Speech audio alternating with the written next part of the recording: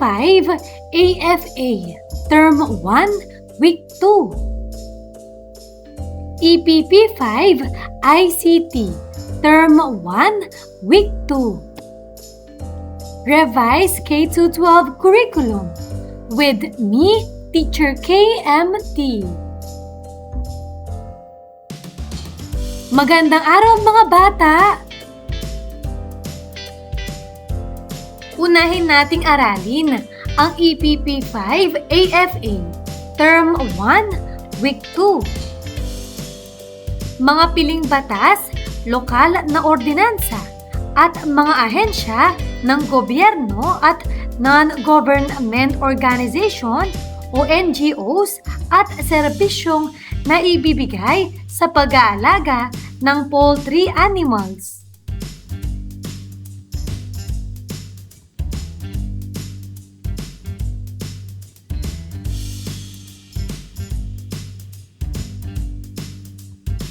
Mga layunin.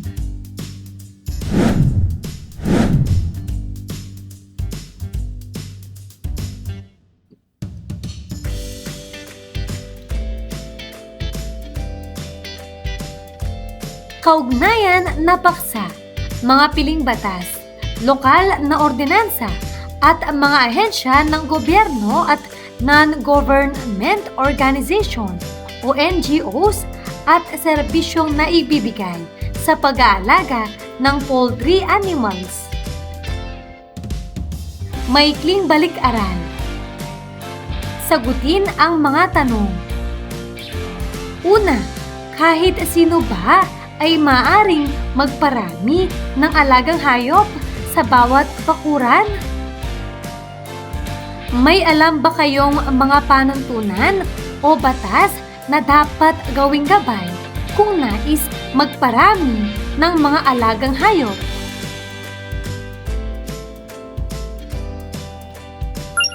Pamilyar ba kayo sa logo na ito?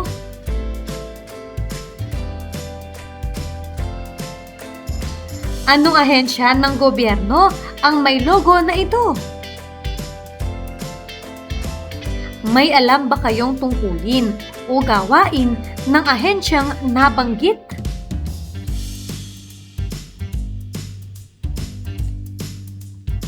Upang matiyak ang tagumpay ng industriya ng animal production, naglungsad ang ating pamahalaan ng mga piling batas na nangangalaga para dito. Isa na rito ang Organic Agriculture Act 2010. Layunin ng batas na ito na isulong ang organikong pagsasaka sa ating bansa. Dahil organic farming lang ang tanging paraan upang muling bumalik ang sigla ng ating lupa at magsasaka. Malaking tulong ang batas na ito upang pamangalagaan ang ating mga alagang hayop.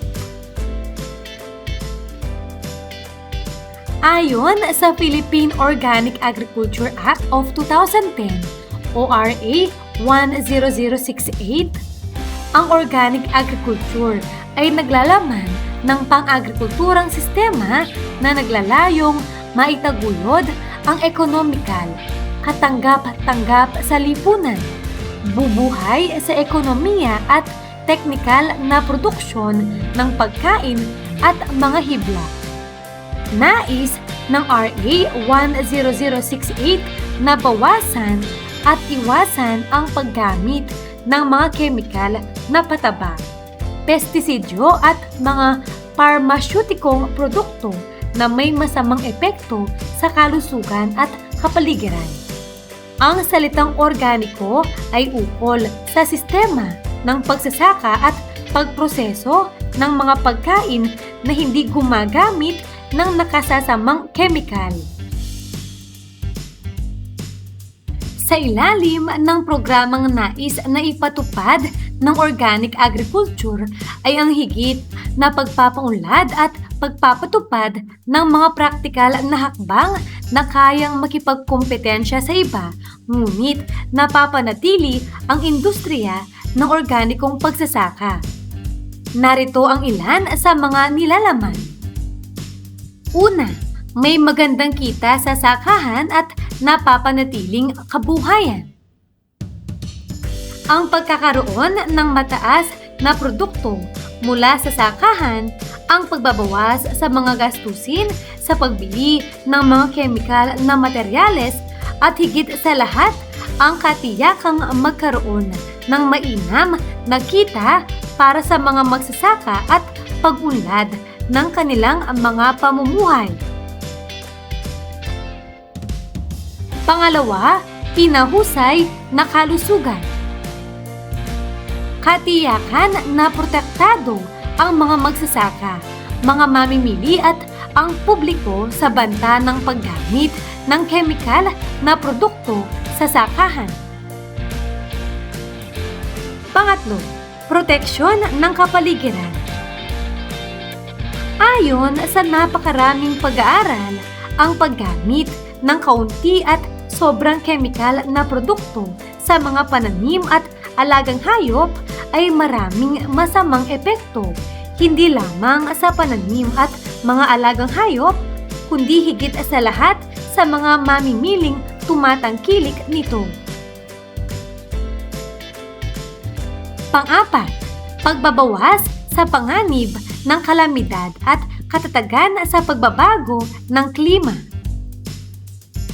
Climate change ang isa sa nagbabantang panganib sa bawat tao at iba pang bagay na may buhay. Ang patuloy na paggamit ng mga kemikal na produkto ay nakadaragdag sa patuloy na epekto ng climate change, hindi lamang sa bansa, maging sa buong mundo. Ngunit, ano nga ba ang climate change?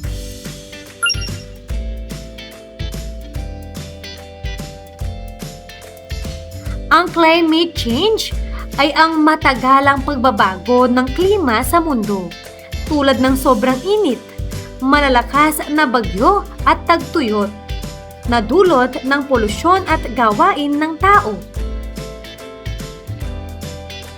Panglima, katarungang panlipunan.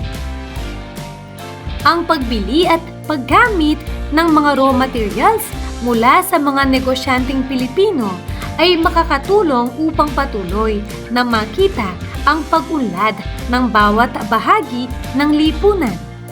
Sa paraang ito, maitataguyod ang karapatang pantao, pagkakapantay-pantay, estado o kasarian man, mahusay na pamantayan sa paggawa at paggalang sa karapatan ng pagpapasya sa sarili.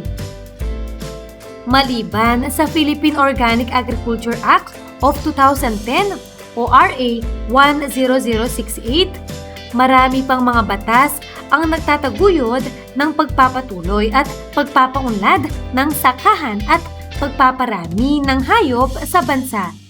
Ang mga batas o panuntunan na ito ay tinitiyak na naipapasunod sa bawat isa sa pamamagitan ng iba't ibang departamento o ahensya ng ating pamahalaan.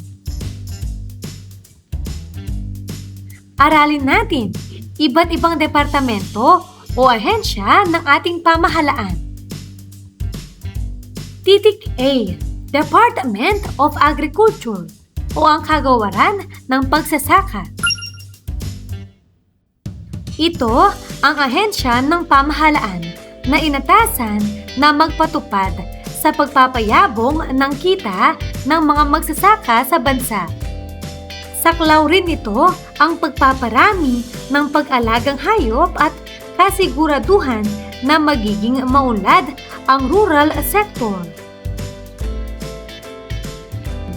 Titik B. Bureau of Animal Industry o ang kawanihan ng industriya ng hayop. Ang ahensyang ito ng pamahalaan ay may tungkulin na bumuo at maglungsad ng mga programa para sa pag-iwas, pagkontrol at pagpuksa sa iba't ibang sakit na maaring makaapekto sa mga alagang hayop tulad ng baboy at manok.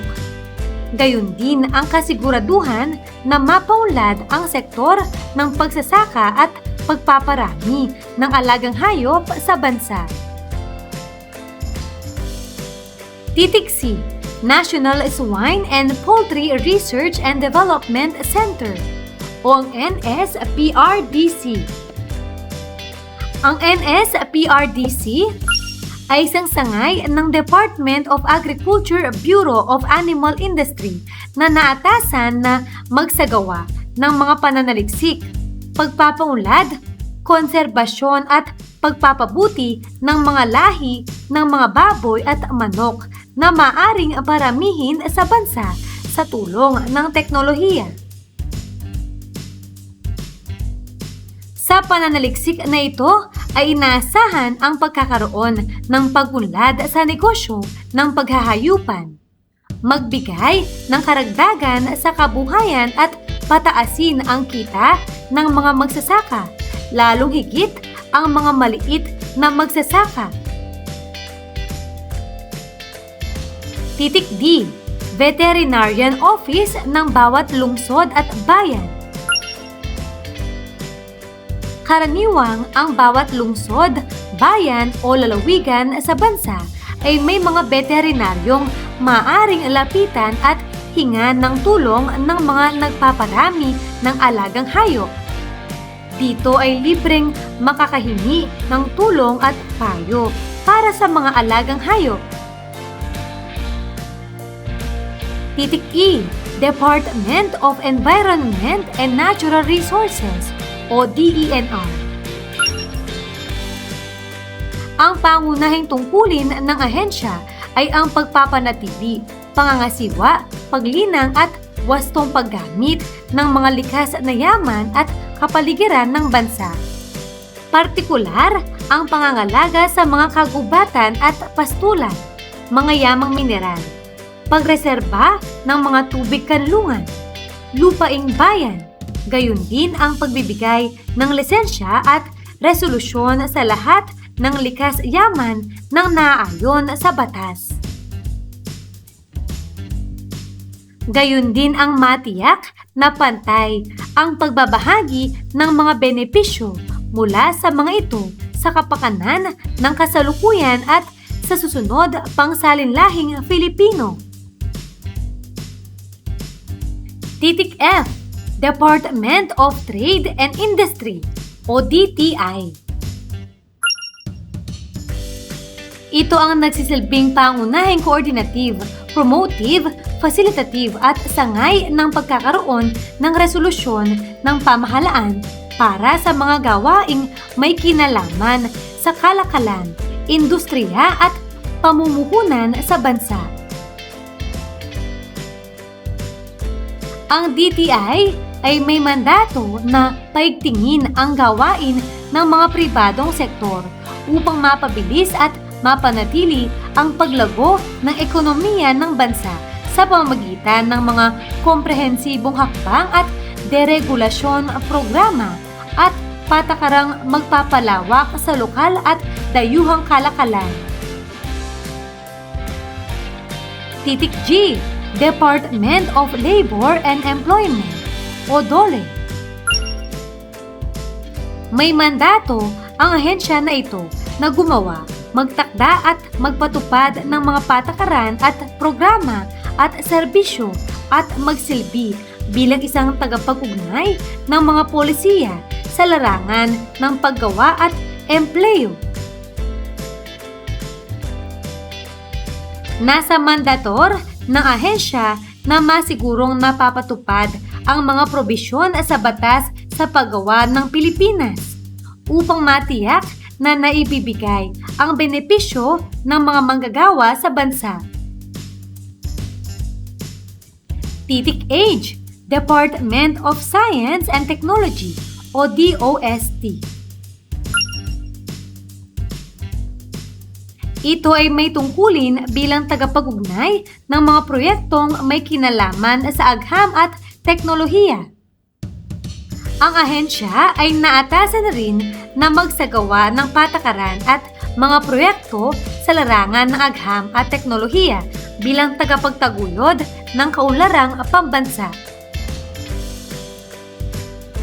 Titik I, Technical Education and Skills Development Authority o TESDA.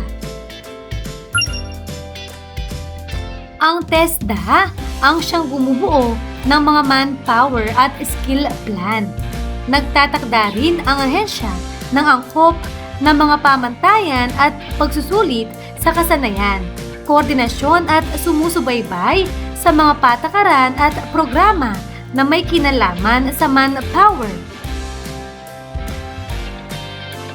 Nagbibigay rin ng mga wastong direksyon sa patakaran at mga patnubay para sa paglalaan ng mga mapagkukunang manggagawa. Gayon din mula sa mga institusyon ng TVET, mula sa pribado at pampublikong sektor. Ang TESDA ay ahensyang patuloy na tumutugon para magkaroon ng epektibo at mahusay na paghahatid ng napakaraming serbisyo sa mga kliyente nito at upang maipagpatuloy ang pagsasakatuparan ng multi-pronged mission. Ang TESDA Board ay bumuo ng isang eskema at programa na nakakatulong sa pagbibigay ng pinakamataas na pagsasanay at pagpapaunlad ng yamang tao sa iba't ibang lugar, sektor ng industriya at paggawa ng institusyon. Titik J, Food and Agriculture Organization o ang FAO. Isang espesyal na sangay ng United Nations na may layunin na labanan at sugpuin ang laban sa kagutuman. Ang kanilang layunin ay upang magkaroon ng seguridad sa pagkain para sa lahat at magkaroon ng katiyakan na ang bawat tao ay may regular na mapagkukunan ng mga sapat at may mataas na kalidad na pagkain upang mamuhay ng aktibo at malusog ang bawat isa. Maikling pagsusulit. Paano to? Isulat ang fact kung wasto ang inilalahad ng bawat item at bluff naman kung mali. Una, isa sa mandato ng TESDA na pagbibigay ng training sa mga nagnanais na magparami ng alagang hayop o animal production.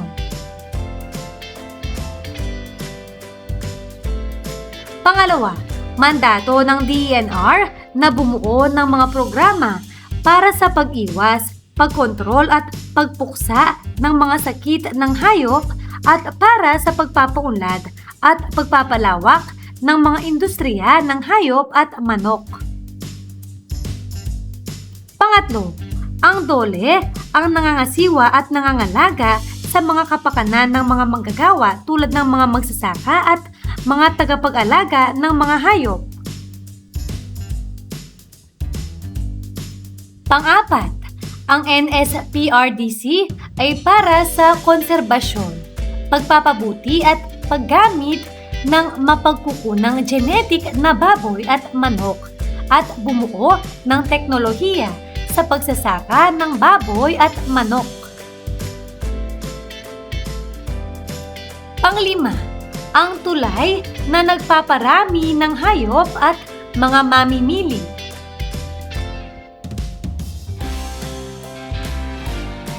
Mga tamang sagot.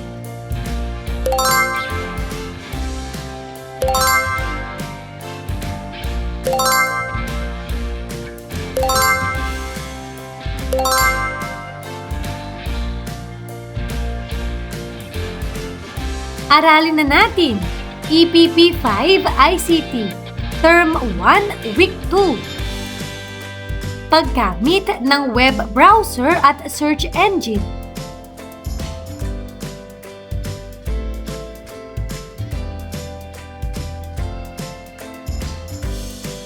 Mga layunin.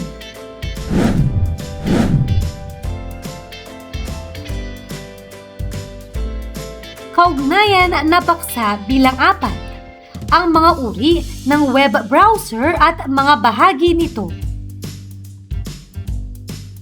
Maikling balik-aral. Paano to? Sagutin ang mga sumusunod na tanong batay sa iyong natutuhan. Una, ano ang web browser at paano mo ito ginagamit? Ang web browser ay ginagamit upang makapagbukas at makapaghanap ng impormasyon sa internet. Pangalawa, anong web browser ang madalas mong gamitin at bakit? Maaring ang maging sagot, Google Chrome, dahil madali itong gamitin at mabilis ang maghanap ng impormasyon. Pangatlo, bilang mag-aaral, paano mo magagamit ng tama ang web browser sa iyong pag-aaral? Gagamitin ko ito sa paghahanap ng mga aralin at impormasyon para sa aking mga takdang aralin.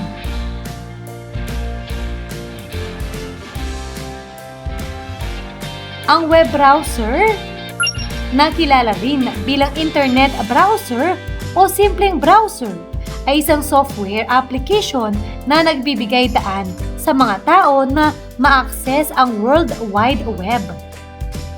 Isa itong one-click na window sa kabuuan ng kaalaman ng tao. Maaari mong hanapin ang sagot sa anumang tanong na maaring mayroon ka. Gamit ang isang web browser, maaari kang mag-browse ng anumang website at madaling mag-navigate sa iba pang mga site. Mga halimbawa ng web browser. Una, Google Chrome. Sa kasalukuyan ay ito ang pinakasikat na web browser. Ang kasikatan ng Chrome ay maaring bahagyang maipaliwanag sa pamamagitan ng mabilis nitong pag-browse at madaling pagsasama sa iyong personal na Google account, na ginagawa itong pinakamaginhawang browser para sa maraming tao. Pangalawa, Safari. Ang Safari ay ang default na web browser para sa lahat ng Apple device, mga Mac, iPad at iPhone. Bagamat karamihan sa mga tao ay walang mga Mac computer, marami ang may mga iPhone at iPad. Sa katunayan, ang Safari ay ang pinakasikat na mobile web browser sa US. Pangatlo, ang Microsoft Edge o ang dating Internet Explorer. Ang Microsoft Edge ay ang bagong mukha ng Internet Explorer. Ang web browser na ito ay may pamantayan sa anumang device gamit ang Windows operating system ng Microsoft. Pang-apat, Mozilla Firefox. Naging isa sa pinakasikat na web browser application sa US. Isa ito sa pinakamaagang matagumpay na komersyal na web browser. Panglima, Opera. Ang Opera ay bumuo ng isang matatag na base na gumagamit sa mga nakaraang taon. Ito ay dahil sa mga natatanging tampok na inaalok ng browser tulad ng isang built-in na proxy at ad blocker.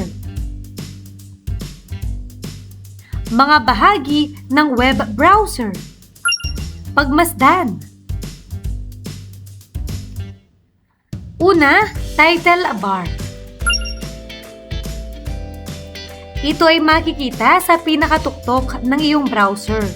Ang layunin ng title bar ay ipakita ang pamagat ng web page na kasalukuyan mong tinitignan. Pangalawa, address bar. Ito ay makikita sa ilalim ng title bar. Layunin nito na ipakita ang buong URL o address ng website. Pangatlo, toolbar icons. Ito ay makikita sa ilalim ng title bar. Ang toolbar ay kung saan makikita mo ang black button, forward, refresh button at iba pa. Pang-apat, display window. Ito ay ang kabuuang espasyo na nagpapakita ng resulta ng iyong pag-search. Pang-lima, scroll bars. Ang mga scroll bar ay kadalasang matatagpuan sa kanan ng display window. Ito ay nagbibigay daan sa iyong mag-scroll o ilipat pababa o pataas ang web page para makita mo ang impormasyon na nasa ibaba o nasa itaas ng kasalukuyang nasa display window. Maikling pagsusulit. Paano to? Basahin at unawain ang bawat tanong. Piliin ang tamang sagot. Una, ano ang tawag sa software application na ginagamit upang ma-access ang World Wide Web? A. Calculator. B. Web browser. C. Paint. D. Notepad. Pangalawa, alin sa mga sumusunod ang isang halimbawa ng web browser? A. Microsoft Word. B. Excel. C. Google Chrome. D. PowerPoint. Pangatlo, saan makikita ang buong URL o address ng website? A. Title bar. B. Display window. C. Scroll bar. D. Address bar. Pang-apat, aling bahagi ng web browser ang nagpapakita ng pamagat ng web page? A. Title bar. B. Toolbar icons. C. Address bar. D. Scroll bar.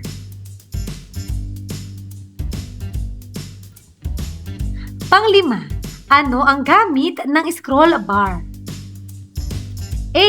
Isara ang browser. B. Mag-scroll pataas o pababa sa web page. C. I-refresh ang pahina. D. I-type ang URL. Mga tamang sagot.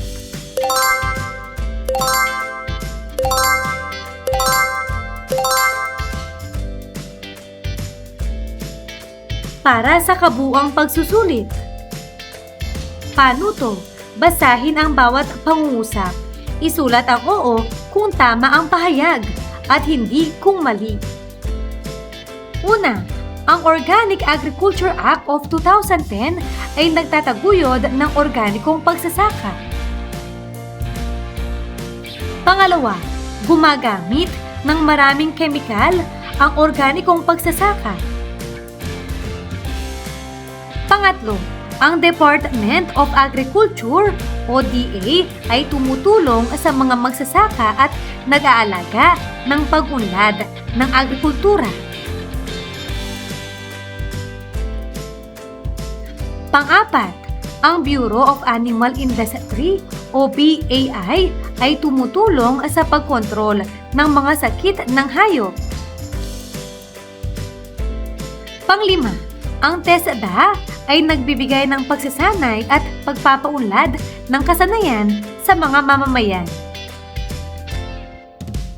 Pang-anim, ang FAO ay isang samahan na tumutulong sa paglaban sa kagutuman.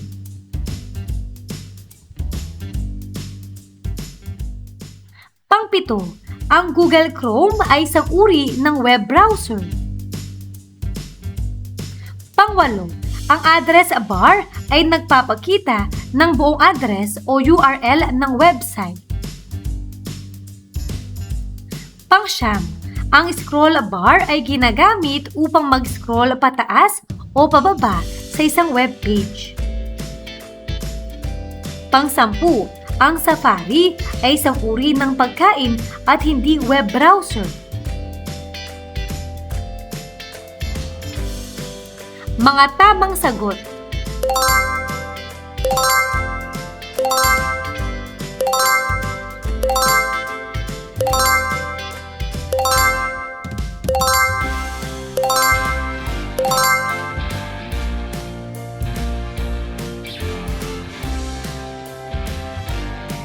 Mahusay mga bata! Ano ang mga natutuhan mo sa araw na ito? Ngayong araw na ito, natutuhan ko ang tungkol sa agriculture, fishery and arts. Ang natutuhan natin ay ang mga piling batas, lokal na ordinansa at ang mga ahensya ng gobyerno at non-government organization o NGOs at serbisyong naibibigay sa pag-aalaga ng poultry animals. Ang natutuhan naman natin sa Information Communication and Technology ay ang mga uri ng web browser at ang mga bahagi nito.